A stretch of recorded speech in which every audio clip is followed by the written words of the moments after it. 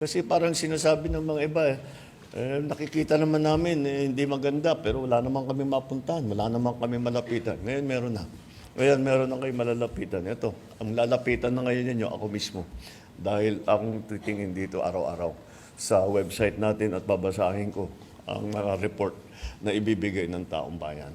To give us all of the information on specifically flood control projects that were started, were finished, were in progress from the beginning of my term, which was in mid-2022 until now. And so part of that process of auditing these projects was to also publicize the list that we were going to get from DPWH. Well, we have done it. We have received the list from DPWH. We, I think, have put it into a form that is accessible to the public. And most importantly, it is in a form that the public can use so that they can first identify the projects, the flood control projects that are within their area, within their barangay, so that they can actually go and look at it. Or if they already have information, they can tell us about it. Kung maganda yung naging project, kung hindi maganda yung naging project, bakit hindi maganda yung naging project, ano naging problema, etc., etc. And that's what the present website is supposed to do. Now, this is the third iteration of this website. We've been working on, kahit nung nasa India kami, we were already working on it. And it was, this is the final form of it. And we are very much open to suggestions. If the people want us to put more info or other info onto the website, we will certainly do that. But to begin with, we have I think there will be a video later on to show very simply how the website is being used. I was asked if, again, this is something that everybody can use, and I'm confident that the way that we have done it is very accessible to people. Before we get to this point, can we do the video first? Can we hang on to this? Wait. Let's start from the beginning. Let's start from the beginning, please. Yeah, okay, let's do that. O sige, gawin na natin yan.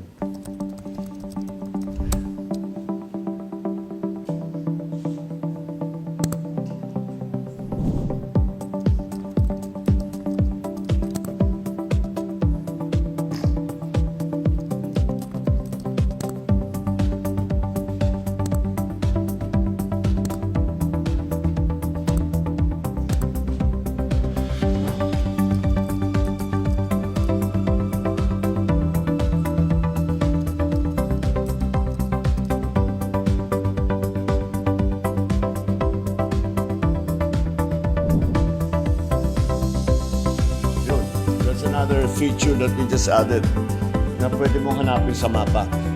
And then, beyond that, this is the street map. Pero maraming overlay yan. May overlay pa yan na satellite picture.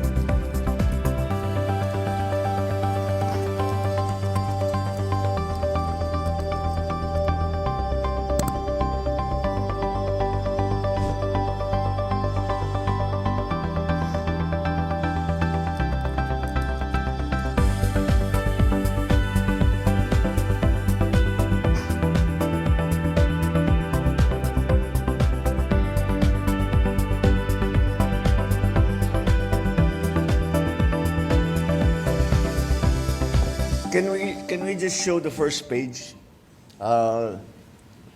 Yung list of projects and then yung search. Well, that's the there. Okay, keep going up. All right.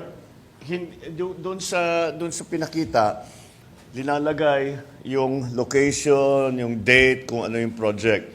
You don't need to have all of those details. All the public has to do Para ang ginawa ko, sabi ko, kasi nung unang namin natanggap ito, it was map coordinates. So sabi namin, hindi pwede. So we translated the map coordinates down to the barangay level. So ang kailangan lang ipasok ng kahit sino, buksan yung website para makita, tiga barangay 1, 2, 3 ako. Tama.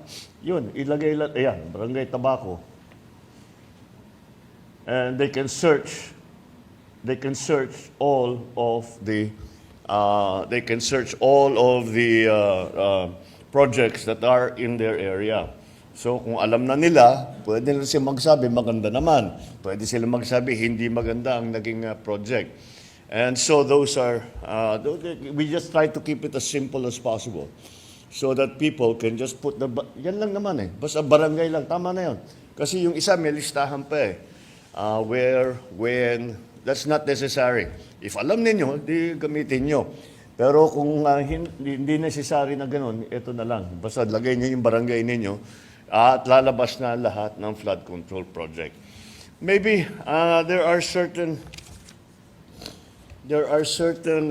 already initial findings that we have made during the ongoing investigation that we have initiated since the SONA.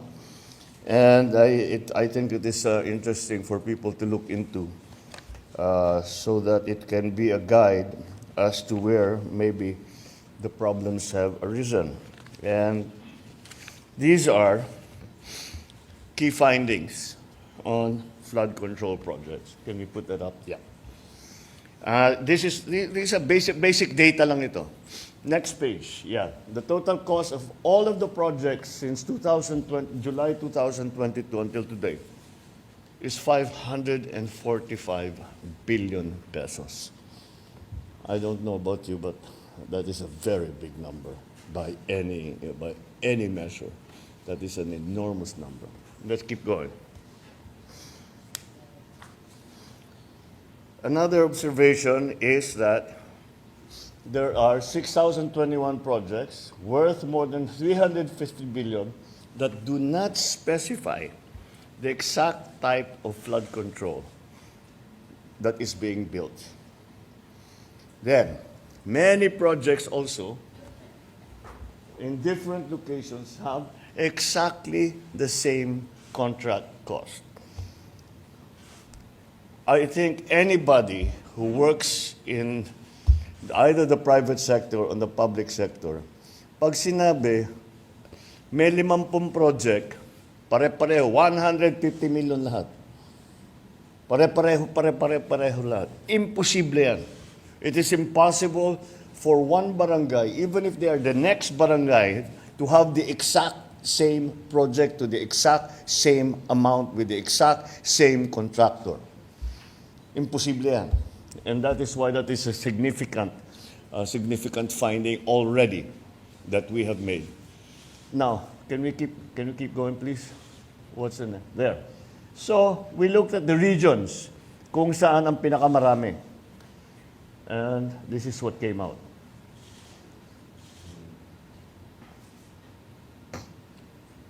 So, that's something that we have to dig deeper into. Parang yung NCR, that makes sense. Kasi talaga yung flood problem nandyan. Pero titignan pa natin yan. Tapos, Region 3, well, they're flood prone. But tignan natin why, as opposed to other places that have that are also flood prone. Okay, next. Here, I think you can analyze this for yourself. I don't need to explain this. These are the provinces with the most projects. And at the same time, here's a list of the top 10 provinces that are most flood prone, that have been assessed to be the most flood prone. I think you will notice they don't necessarily match. This side and that side don't necessarily match. Now, I'm sure there are explanations for that. We will have to study it further. But you would intuitively say that projects the areas rather, the provinces, the regions, whatever you want to do. Whatever pinaka-flood prone, yun dapat ang pinakamaraming project. No? Pero parang hindi tumutugma. Kaya yan, kailangan natin pag-aralan na mabuti kung bakit nagkaganyan. And, well, this is just another piece of information. Out of 170 pumping stations, that's the next one, yeah. Pumping stations, 157 were in Metro Manila. This really, more than anything, manifests how the pumping stations have become ineffective because of the garbage collection problem. So that's indicative of that. Kaya namin linagay yan dyan. Kaya dahil para malaman ng tao, gawa tayo ng gawa nitong pumping station, pag yung basura naman ay natapon, nabara yung bomba, nabara yung estero, nabara lahat, kagaya yung pinuntahan natin nung last week, wala ring silbi yung pumping station. And that's just to bring home the message that we really have to do something about the garbage problem. It gives us an idea of how this has been conducted.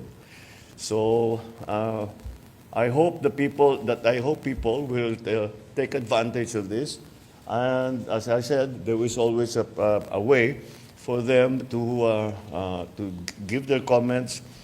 Magsumbong sila kung yan ang gusto nilang gawin. Maaari naman sasabihin nila, hindi, walang problema dito. Yun ang pinakamagandang balita na matatanggap namin. So I encourage everyone to look into this and say your piece. Kasi parang sinasabi ng mga iba, nakikita naman namin hindi maganda, pero wala naman kami mapuntahan, wala naman kami malapitan. Ngayon meron na. Ngayon meron na kayo malalapitan. Ito, ang lalapitan na ngayon ninyo, ako mismo. Dahil akong titingin dito araw-araw sa website natin at babasahin ko ang mga report na ibibigay ng taong bayan. So this is the first step. We are going to keep going.